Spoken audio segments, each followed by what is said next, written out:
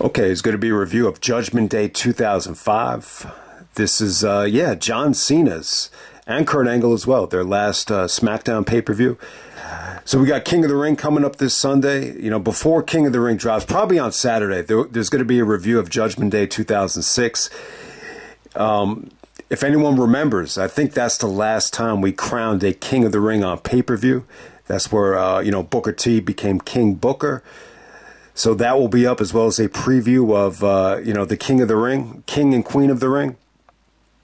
But hey, man, we're going to go back to May 22nd, 2005. This was from Minneapolis, Minnesota. And, yeah, you know, what's sad about this is, you know, this is the same city where Eddie died. So I think the next time they came back to Minneapolis, I think, you know, that was when Eddie, you know, passed away in the hotel in Minnesota. We have an attendance here of 12,000 at the Target Center, the home of the Minnesota Timberwolves, who are hot right now. And this did a pay-per-view buy rate of 220,000 buys.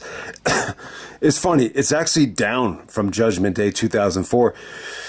And I don't know. I think you got to really blame JBL for this buy rate right here. I mean, you would think, you know, putting the title on Cena, this had so much hype with Cena, with the music video and the rap album and the movie. And, you know, Cena is on the poster. He has the new spinny belt. I just think at the time, I think, you know, one of the things that you notice, like when JBL lost the belt at WrestleMania, I just remember everyone was like, thank God it's over. But still, like, you didn't think about, oh, he's still going to be main eventing, you know, Judgment Day, the Great American Bash. He's still going to have the title match at SummerSlam. So yeah, I just think at the time, like, there was a severe JBL burnout. So this 220,000 number is pretty low.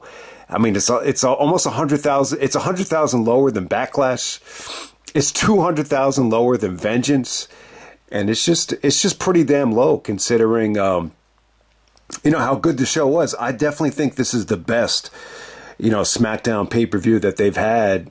You know, maybe since I would have to say since maybe Vengeance 2003. So it goes back a long way, but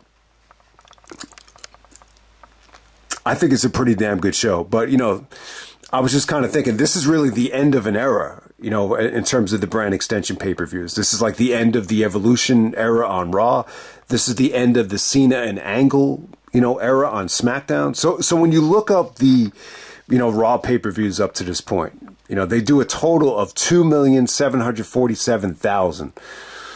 And then SmackDown was actually 2,372,000. So by far, you know, Raw actually definitely did beat it. You know, the average is actually, for Raw, the average is actually 274,000. And for SmackDown is 263,000. So it's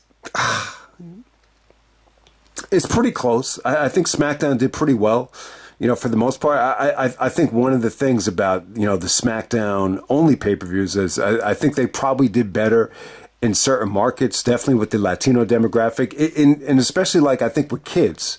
I think there was a lot of kids that weren't allowed to watch Raw, so they probably did better with the younger demographic. But at the same time, I think Raw just had, you know, more star power. I think you had more, you know, adults, you know, ordering the Raw pay-per-views. So, you know, it's pretty interesting to compare them at this point, because this really is, like, I think the end of the initial, you know, phase of the first, you know, brand extension. You know, after this draft, you know, the rosters felt totally different with Cena and Angle going to Raw, and then you have Benoit, Randy, and Batista going to SmackDown.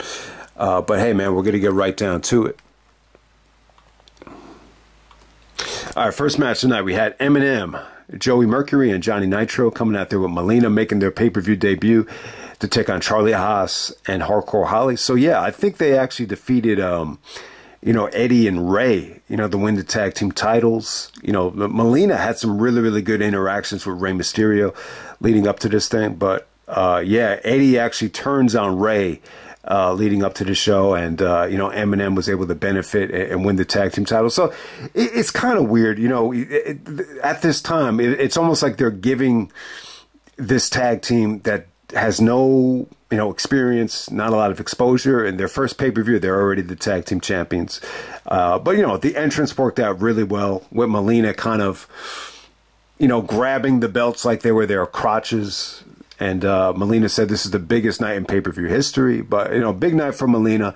They kind of threw her into the fire. And, straight from the get-go, she's cutting promos with Rey Mysterio and, doing matches with Eddie Guerrero. So I like the presentation of Eminem. The Charlie Haas and Hardcore Holly team kind of thrown together here, but Haas looked really good, man. This is like one of the few times Haas was able to be a babyface, and he looked really good. You know what they could have, when you look back on it, when you see what they're doing with Chad Gable right now, how they're booking him more as like a coach, maybe you could have done the same thing with Charlie Haas, like when you look back on it, because he was a hell of a talent at this time. This is before his body started breaking down.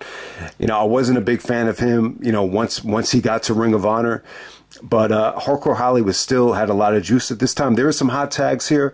Melina, was interfering. They did some dirty stuff behind the referee's back. They hit the snapshot finish, but pretty good opener. Didn't overstay its welcome, but this was still pretty damn good. Definitely, nowhere near, one of the weaker things of the night.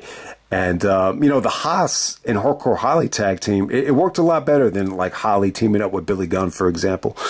All right, next up we have Carlito teaming up with Matt Morgan to take on the Big Show. So Matt Morgan's kind of on his side. This kind of felt like a handicap match to a degree. There is a Carlito segment. What was Carlito's name of his show again? The Caribbean Lounge, I think it was called. He had Big Show on the show, and I think Carlito wanted to be like tag team partners with Big Show, and Big Show, wasn't cool with it, and Carlito actually gave him a bad apple. Big Show started choking on the apple. What shades of Snow White right there? I think that was a Disney cartoon where there was, I think the witch actually gave out like a bad apple. So it kind of reminded me of that show. And, yeah, so Big Show starts choking on the apple and, starts feuding with Carlito. But, Matt Morgan's kind of like his bodyguard right here. So we get Carlito taking on the Big Show one-on-one. Definitely a mismatch. Anytime Carlito tried to do any sort of offense, Big Show's just like swatting him like a fly. But behind the referee's back, Matt Morgan's able to hit the F5 on the Big Show, which was pretty cool. I mean, the reaction was pretty mixed. You got to remember, they're in Minnesota. This is where Brock, went to college. This is where Brock is billed from. So there was a little bit of like bickering in the crowd. And this started some of the rumors of, bringing Brock back. So, but, I wasn't cool with, Morgan using the F5. I mean, it's pretty impressive that he's able to do it on Big Show. It looked pretty good. He is 7 feet tall. I mean, he is, he's not as strong as Brock, but he does carry like a lot of weight. But yeah, Carlito gets a nice little victory over the Big Show so he could get some momentum to go to Raw. And there we go with that. Next up, we have a, pretty cold matchup for the Cruiserweight Championship. We got Paul London taking on Chavo Guerrero. Match is really, really good. My one gripe with this is it just kind of came out of nowhere. Like there was no video package. They didn't show anything from SmackDown. It's all of a sudden you just get, Chavo Guerrero going back to his WCW days, and he's pretty much wrestling a WWE style here. There were some good things from Chavo, like the torpedo, but for the most part, it's pretty much just him applying headlocks, just stomping, really, wrestling a WWE style in a cruiserweight, championship match. So it was pretty damn good, though. This was good. London had a lot of juice at the time. His balance, his athleticism, just the way he's able to land on his feet. He busted out the mule kick. He busted out, he put his body on the line numerous times. He actually goes over with the 450. So really, really impressive performance from London. When I look back on it now, I say to myself, I think London came over way too soon, though. He came over in 2003. And I just think, if London had, waited a little bit and came in a little bit later, like along when Punk came in, or... Yeah, Punk came in early too, but I just say to myself, man, London really doesn't get talked about like some of the independent wrestling legends. Like even Low-Ki gets a lot more love in London, but you got to give London credit. The fact that he was able to make the jump to WWE, like after the first year of Ring of Honor, it's pretty amazing. And it's funny, like why was London signed? Bryan Danielson was actually signed, but he was I think he was fired, and they really didn't do that much for Bryan Danielson. He was on Velocity, but they did a lot with London, and obviously it led to him, defeating Billy Kidman, and a nice little match with Chavo right here. But my one gripe with these cruiserweight matches, and this went on like throughout the rest of the year, when they brought in Kid Cash and I think Jimmy Wang Yang, they would always put them in like the death spot. This wasn't necessarily the death spot, but this just felt a little bit random and a little bit abrupt, because there was really no build up here, but it was pretty damn good. Chavo basically wrestles the WWE style. London's really doing his thing. I thought the match was really damn good. Okay, next up we have Booker T taking on Kurt Angle. All right, there's a lot to say about this. This is one of the more controversial storylines ever. This whole thing, if you were to ask me what was like the biggest red flag in terms of WWE booking or WWE just in general for, everything that was going to transpire with Vince, it'd probably be this angle right here. And you learn, Angle even came clean and just said, Vince was behind everything here in terms of, the buildup, the stuff with Sharmell. So if you haven't seen this yet, Angle, gets screwed by Booker T. He screws Booker T in a fatal four-way match to crown the new #1 contender. They basically screw each other. At the time, Booker T is starting to use Sharmell in the storylines. Sharmell kind of becomes like his valet, and Angle to kind of get back at Booker T.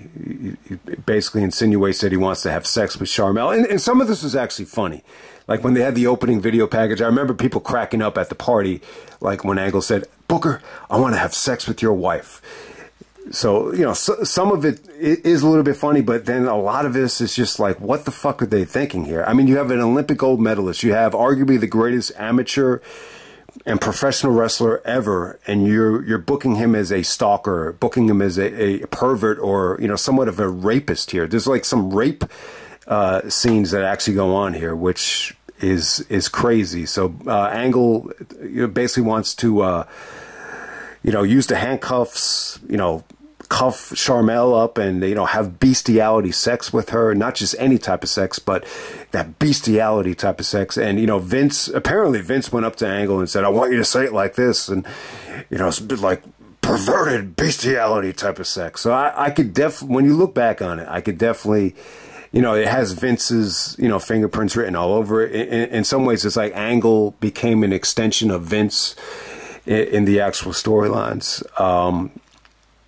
Couple different ways of looking at it, and this is when Angle was still married to Karen Angle, so I don't know where the idea came from. Angle was saying that Vince wanted to, poke fun at him because it leaked that Kurt was attracted to black women. In the past, I know Angle has actually dated, some black girls, especially in TNA. I think it was Raka Khan, right? Or yeah, I definitely think he dated, black girls before. But at this point, Angle actually had a reputation where, he wouldn't say no to anything because, he wanted to be a team player. And, and I think that's good. I think that's one of the great things about Kurt is he was so confident in his ability in the ring and on the mic that he felt like he could make anything work. And I think Angle stated, like, at this time they were starting to take advantage of him. Like they knew he wouldn't say no, so they tried to, stretch it as much as they could. I also think the underrated thing about this is, and Angle even said that, he never really talked to Booker T and Sharmell about this in terms of whether, they were cool with it. He just said, no one said anything. They just kind of did their jobs. But the impression that I got is that Booker T wanted Sharmell to be used in the storylines. And I just think this was the way of doing it. Like you want to use Sharmell, like we're going to do something really, dramatic right here. But, in a storyline like this, I don't think it benefits anybody. You saw how negatively perceived, the DDP stalker thing was with DDP during the invasion.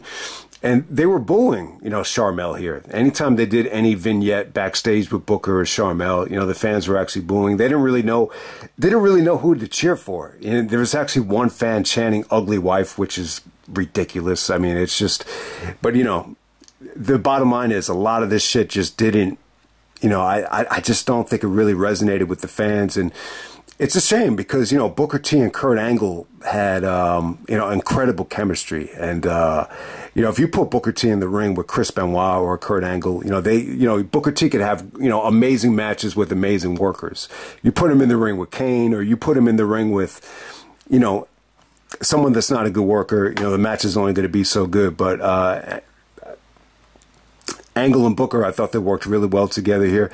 So, I mean, there's a lot of crap going on here. Angle actually gets Sharmell like a bra and panties as a gift and then handcuffs. Booker T finds it and then he gets all pissed off. So he actually brings the handcuffs out. The positives are, I think the match is really good. I think if these Booker T and Kurt Angle matches had, good finishes, I think they would have been, some of the best matches of the year, especially the rematch on SmackDown. That match was, if you haven't seen the match, it was going so well, but the referee made a mistake and they had to end the match too soon. And, that's kind of gone forgotten. Even some of the matches that Booker and Angle had during the invasion, especially the match when Kurt won the WCW title. I love that match. So their chemistry is amazing here. And I'll give Angle credit, maybe Vince helped him with this, but Angle was starting to do some of these facial expressions that you hadn't seen him do yet. The facial expression where he's sizing Booker T up and stomping him in the corner. It's almost like he's mocking him, and he's just giving some really, really good charismatic facial expressions that don't have anything to do with him being a pervert. But the match was good though, man. Angle was wrestling a pretty slow-paced match, but once this picked up, Angle dodges the leg scissors, tries to do the Angle slam, Booker counters it into the bookend. That was an incredible sequence, great near fall right there. So yeah, their chemistry was really good because of their movesets, whether it be the ankle lock, angle slam combination out of the leg scissors bookend. I mean, you could do a lot of creative stuff out of that. The ending is, I got to say, the ending wasn't good here.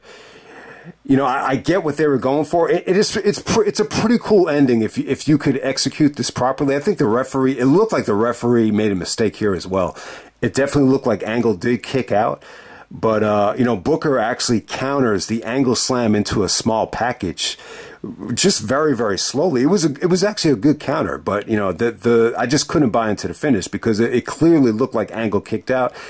Then Sharmell comes out and, Angle tries to bring out the handcuffs, and then Booker actually, cuffs Angle to the ropes, and then Sharmell starts slapping him and kicks him in the balls. I got to say, I think Sharmell did a really, really good job. Good acting from her, very, very convincing. It legitimately felt like she Angle creeped her the fuck out, and Angle's very, very versatile. And this was so disgusting, and this was so outrageous and out there that I think Angle's lucky that this didn't hurt his career. But at this time, everything is so exposed. I think everybody was so into the product that they were following what was going on online that there's just no way that, this is the real Kurt Angle. And I got to give Angle credit because he did a really, really good job, with the acting here. I think obviously Vince is telling him to act like a pervert, or act like you're into, this type of sex. And, he did a good job with it. He did a convincing job, no matter how you look at it. But, yeah, I know Angle even said that he wasn't cool with this. And, ultimately he wanted to say no. And Angle feels like this is like the lowest, of his WWE career in terms of his storyline. Like he wished he had said no to it. But, and not just at this time, but, if you develop a reputation where you turn things down, then it kind of hurts you. I remember like a couple months ago, RVD admitted to turning down a a storyline with Stephanie, because, you know, he was just worried about, you know, how was his wife going to take it. So, and there are cases where if you have a reputation for, you know, turning storylines down, it can hurt you. But I don't know why. Like, if I'm Vince, like, why? Like why would you do this with Angle, though? Couldn't you have done this with somebody else? Like, that's my biggest question mark right there. But yeah, I mean, look, when you look back at it now, like, it has Vince written all over it. You know, Angle is clearly, you know, playing an extension of Vince. And yeah, I just don't think it's aged very well at all. But yeah, you give the performers credit, because I just feel like they did the best that they could in a bad situation. All right, next up for the United States Championship, we got Orlando Jordan taking on Heidenreich.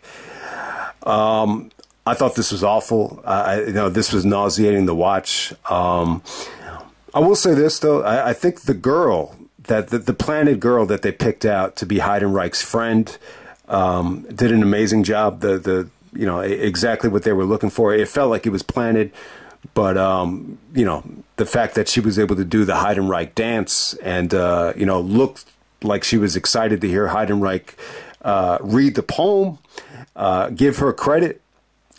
But, you know, Orlando Jordan and Heidenreich had no chemistry at all. You know, Orlando Jordan, this United States Championship reign just did not go very well. And, you know, you're putting him in the ring with Heidenreich. Yeah, this was definitely the worst match on the show. Okay, next up we got Rey Mysterio taking on Eddie Guerrero. This is the rematch from WrestleMania 21 where Mysterio beat Eddie. Eddie Guerrero is finally back as a heel. So they did a good job with this video package right here. Eddie Guerrero is a heel. It's some of the best heel work ever. I feel like Eddie is very multi-dimensional, but he's back in his comfort zone. He prefers being a heel, and he was a babyface for so long. But, you know, this heel turn didn't really work for Eddie. You know, very similar to 2003 where, you know, he's such a likable guy. He's so popular that, you know, anytime Eddie Guerrero had a match, there's always like a huge amount of Eddie chants.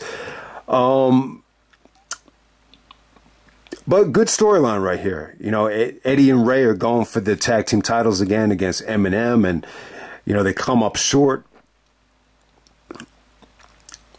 There are several times where Mysterio is being attacked, and Eddie is nowhere to be found, and he's using the excuse that he had car troubles, and Rey Mysterio just isn't buying it. Mysterio had some great lines here where he calls Eddie Guerrero his blood, and he's like, "You are my familia, you know, Eddie." And so it just shows you how close they were, and they definitely broke apart. I guess, you know, if you're going to find the reason as to why Eddie wanted to break away from Rey, it's that he was jealous because he couldn't beat him. You know, he couldn't beat him at WrestleMania. I think there might have been another match where he came up short again. So they do this one big, you know, match on SmackDown where, you know, Rey's being taken out. Eddie actually does make the save, but at the end he actually clotheslines Rey, and then he suplexes him and tears up his ribs on the steel steps. And then, you know, Mysterio doesn't make the return until Judgment Day, and Eddie gets on the mic saying that he advises against it. So you get some really, really good heel work from Eddie Guerrero, where he says, you know, "I'll have your life." There's some really good sound bites from Eddie here. And yeah, I mean, this was good. I think, you know, when I first saw this match, I was a little bit disappointed by it. I just felt like the WrestleMania match was good, but it just had, you know, some issues with it, whether it be Rey's mask coming off or, you know, the finish was a little bit abrupt, and a lot of people just didn't like the finish. But when you look at this Judgment Day match, it ends in a DQ. There are times where, you know, the DQ is something that pisses you off in the heat of the moment. Like, if you spend money, you're in the front row, and you see a DQ finish, you're going to be pissed no matter what.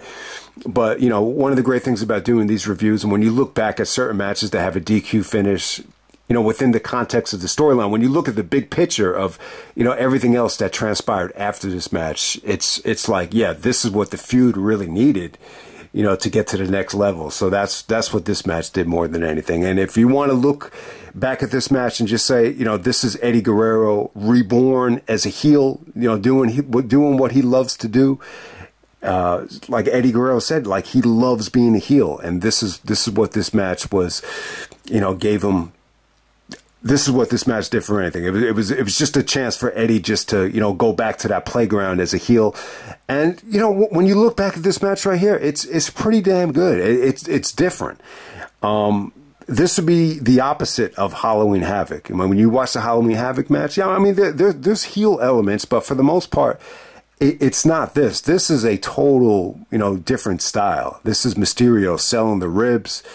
You know, you get to see Mysterio make a comeback here. You get to see Eddie just really control the match, you know, the way he wanted to here. And you got to remember, too, Chavo is still, like, playing an instigator here. At this time, he's really, you know, mocking Mysterio and kind of manipulating Eddie, you know, to a degree. But it's not like they kind of, you know, rekindle that relationship between Eddie and Chavo all the way, but Chavo's still like a vital piece of the puzzle here. But yeah, I think the match is really good, man. You know, you just see Eddie, you know, I know some of these Eddie matches in 2005, there are times where, you know, you could definitely notice, and Angle even said this as well, like there were times where he just, you know, wasn't able to bring it, but, you know, this was not one of them. I think Eddie definitely brought his A game here.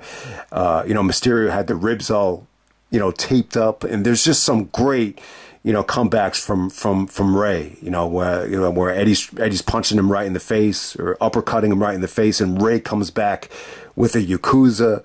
And, yeah, just the way he did it, you know, they were able to suck the crowd in. And, you know, Mysterio is able to fight off the Chavo interference. He's going for the West Coast pop. There's already a chair in the ring, and then Eddie just smashes Ray, you know, with the chair. So it was pretty good, man. I think it's definitely what the feud needed. You know, Dominic is not there, but you see Eddie really planting the seeds for the, you know, I'm your poppy stuff, I'm your daddy. I think they knew where they were going to go at this point, but you don't see, you know, they show pictures of Dominic and Aaliyah, but they're not necessarily like, you know, in the crowd quite yet. But, you know, it's a DQ ending, but, you know, the work between them was pretty damn good. I mean, yeah, I could watch these two guys wrestle all day. And this match right here, it's just totally different from, you know, the Halloween Havoc match in terms of the storytelling, the selling, you know, the comeback from Ray. It's just a totally different style, and you get to see it here. Okay, now the main event, the I Quit match for the WWE Championship. We got John Cena defending against JBL, John Bradshaw, Layfield. Okay, so, you know, this is a great night for Cena. I think it's really the first time where the WWE got totally behind Cena for a pay-per-view. I mean, he has the new Spinny Belt. He has the rap album out. He's got the movie out.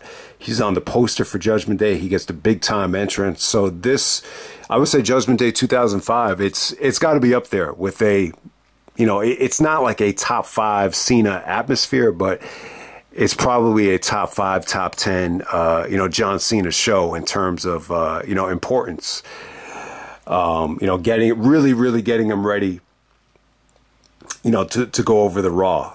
And in some ways, when you look at this, I wish Cena had a little bit more time on SmackDown to kind of get into a rhythm before just, you know, it was right after the show where he's thrown into Raw.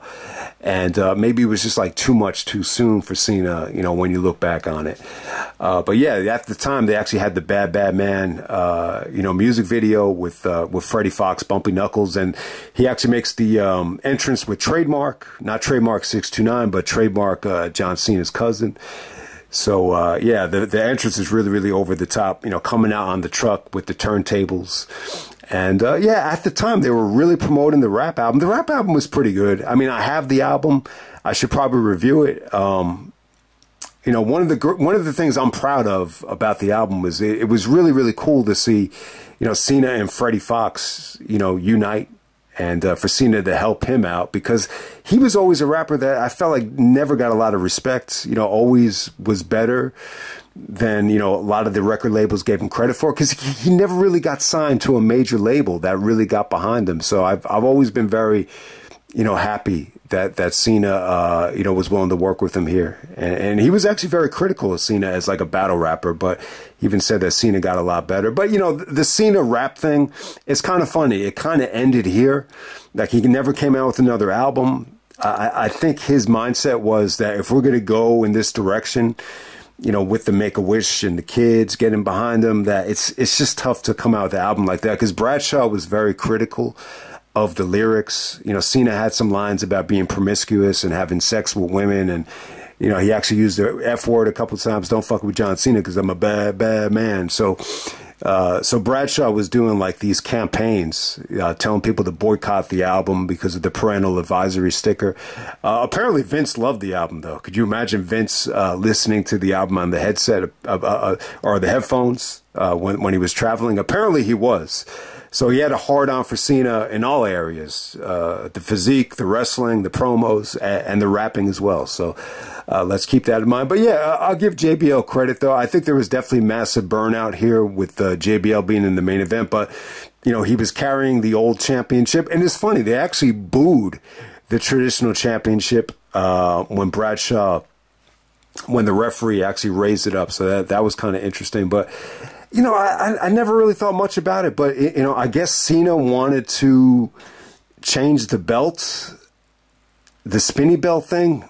That was the motivation that Cena had to make money off of these belts from royalty checks. I never really thought about it like that, but Kurt was saying that, you know, Austin and Cena, like, had these ideas before they ever got there about, like, merchandise ideas. And Angle said, like, he wishes he had created the Olympic, you know, championship belt. He said Vince probably would have gotten behind it, but at the same time, Vince told Angle, like, he's not a merchandise seller. So, but yeah, I mean, I was never a big fan of the spinny belt. I just thought it looked like a toy, you know, just another way for, you know, to get them to have, you know, kids spend money on, you know, merchandise. So I was never really cool with it. I mean, at first, you know, I don't think it really, you know, generated a lot of heat or hatred from the fan base. But, you know, over time, people just fucking hated it. I mean, if you're going to do it for the U.S. title, that's fine. But for the WWE Championship, you know, especially when it became, you know, the focal point of the titles, you know, I just really, really hated it. And it just felt like it took forever. Like, even when Triple H won it, like, he still kept the spinny belt design, even though it didn't spin at that time. But hey, man, on to the match. Bradshaw did a really good job on the mic here. This is where he's calling himself the wrestling god. He had a great line about how the idiots in Minnesota will elect anyone as governor, as Jesse the Body Ventura was actually the governor of Minnesota. So that worked out really, really well. So this is an I Quit match. It was good, man. You know, Bradshaw and Cena are both good on the mic. I think that's one of the underrated things about it is Bradshaw was really, really good here. You know, just his delivery, just how convincing he was telling Cena to quit, and came off really well. Cena just a never give up babyface here with his microphone work, and yeah, it came off really, really good. Very similar to Judgment Day 2004, and you know, Bradshaw is like Mr. Judgment Day, 04, 05, 06. He main events 3 consecutive Judgment Days.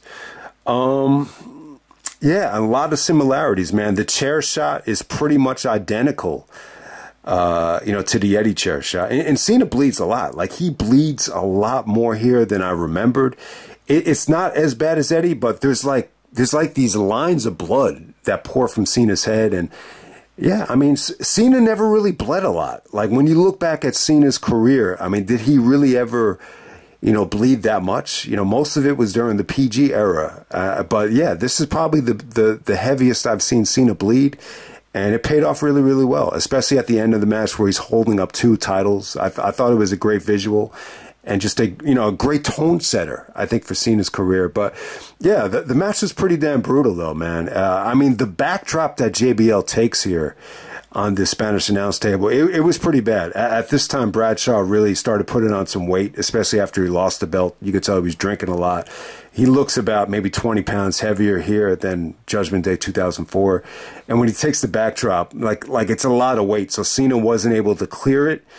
And the back kind of hits the edge of the table. And, you know, this is probably where JBL's back started giving him some problems. And he even took some nasty bumps when he worked with Batista on the steel steps. So, yeah, so it doesn't surprise me that JBL had to retire, I think, after Judgment Day 2006 temporarily.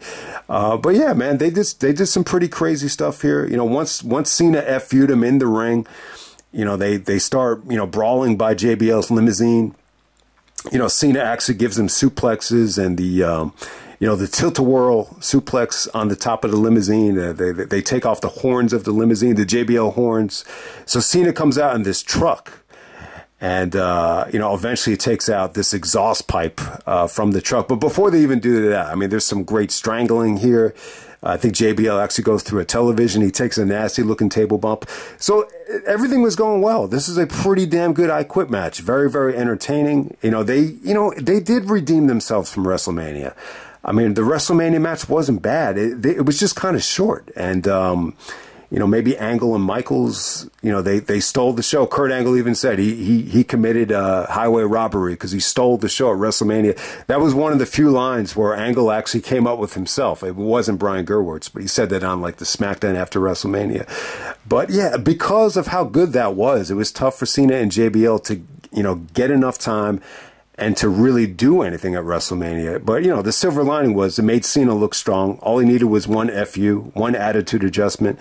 And, you know, the rest is history. But, you know, they have more time here, more of a playground to work with. And, yeah, this is one of the shortest pay-per-views ever. It's only 2.5 hours.